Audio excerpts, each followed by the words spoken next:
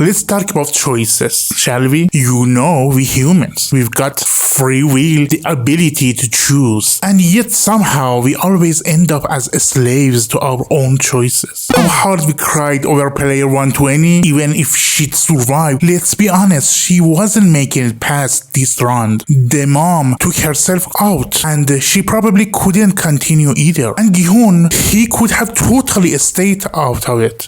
He could have let everyone die and let the psycho just play his game like he said. No need to grab a knife, charge into the player's zone and start slicing people up. The game could have ended right there. He'd be off with the baby already. I could trace this back all the way to episode 1. But seriously, how many of you like me were thinking do it when Gi-hun held that knife to player 100's neck? Yeah, thought so. Probably 100% of us. Sick show. Then there's player 11 who almost got killed because she didn't put on the commander's mask. And 333 just straight up murdered everyone to survive and protect his kid. Okay, that part kind of understandable. It's like Gi-hun's friend in season 1 too. When you're drowning, it doesn't matter if it's 1 foot or 10, you're drowned. But here's the real kicker. After watching 3 whole seasons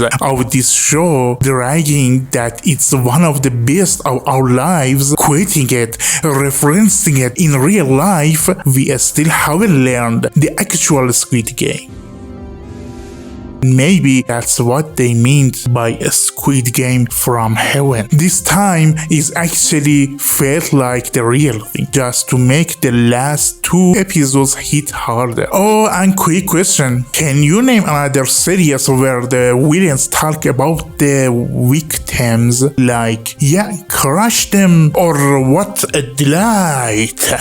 What's that? All of them? Then I guess the VIP dialogue in this episode wasn't so bad. Naughty. By the way, can someone explain why rock, paper, scissors is still the only way to pick someone in this massive, brilliant world? Let's give a lifetime achievement award to the probably Chinese genius who invented it. And maybe gently remind the Koreans not to overuse it in their shows, considering the whole historical tangent thing. Yikes. Anyway, I wasn't even surprised when frontman's brother made it to player 4-6. I was less shocked than when players fell off those heavenly platforms. So for kids, that sense is probably unforgettable and may spark some serious fear of heights. As a teacher, I can tell you that's a real concern. Truth be told, I've got no characters left to care about. Expect Gi-hun and the baby. But just like season 1, where 2 friends had to face each other, now Gi-hun is gonna be forced to go up against the baby's dad.